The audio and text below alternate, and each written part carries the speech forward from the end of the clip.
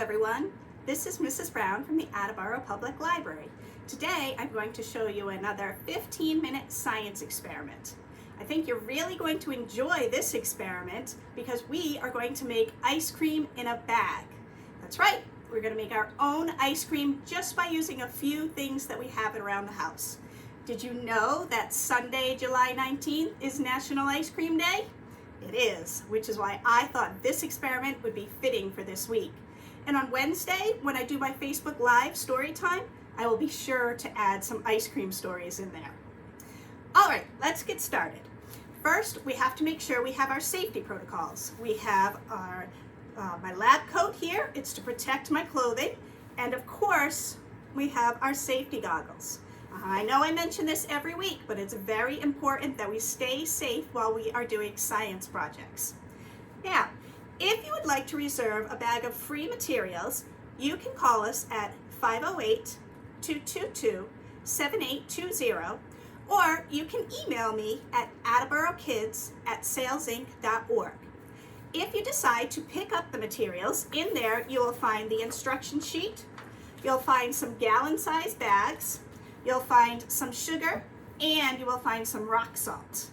Things like milk and vanilla flavoring and a container with ice, those you'll have to provide but yourself. But I bet you can find those things around your home. All right, so the first thing we are going to do, I have all of my ingredients pre-measured out. The instruction sheet will tell you how much you need of everything. But I will tell you that I have 2 cups of whole milk, I have half a cup of sugar, I have a teaspoon of vanilla extract, I have some cocoa powder, I have 8 tablespoons of rock salt, I have 10 cups of ice, and I have a container with a lid. That's very important. What we're going to do, we're going to open our gallon-sized bag, we're going to put the sugar in the bag. I'm going to pour 2 cups of milk into the bag, and maybe you might need an adult to help you with that. Okay. I'm also going to put my vanilla extract in my bag.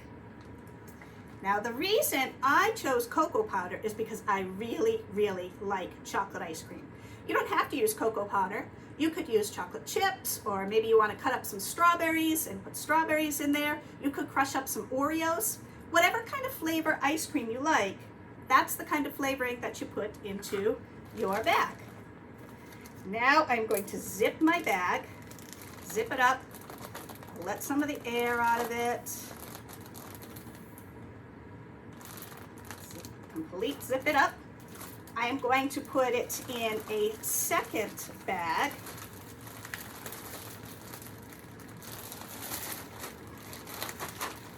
And zip that up.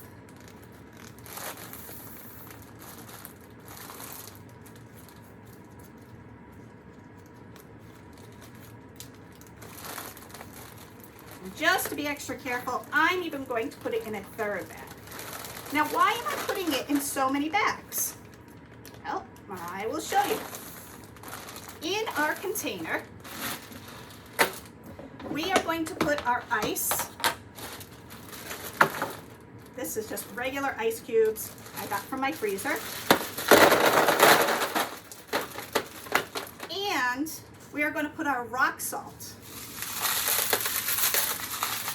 Now the reason I put so many bags is because we are going to shake this up, and once I open my bags, I want to make sure that I don't get salt into my ice cream. So that's why I put it in so many bags, to protect the ice cream from getting salty. What if my first bag kind of ripped open a little bit? Well, then I've got my second bag to protect it. So that's why I have 3 bags. Make sure your container has a tight seal on it. What you're going to do next is you're going to start shaking. You're going to have to shake for anywhere between 5 and 10 minutes. And let me tell you, your arms get tired after a while. So maybe go back and forth with somebody else, somebody you're going to share the ice cream with. And also, I want you to know, believe it or not, once you get shaking, this container is going to get pretty chilly. I know that's hard to believe, but your hands are going to get cold. Believe me on this. All right, everyone. So now we're going to shake.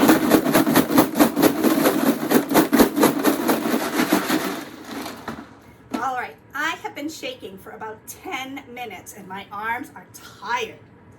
Let's see what we've got. I am going to put some paper towels down because I know that the bags inside are going to be wet. Why are the bags going to be wet? Because when ice melts, it makes water, right? So I know they're going to be wet. Let's take these out. First, I'm going to take it out of the last bag.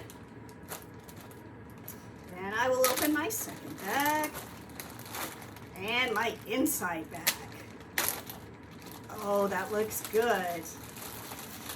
The texture of this ice cream is not like hard ice cream like you would have in your freezer. It's more like a soft serve ice cream that you would get. Let's see how it tastes.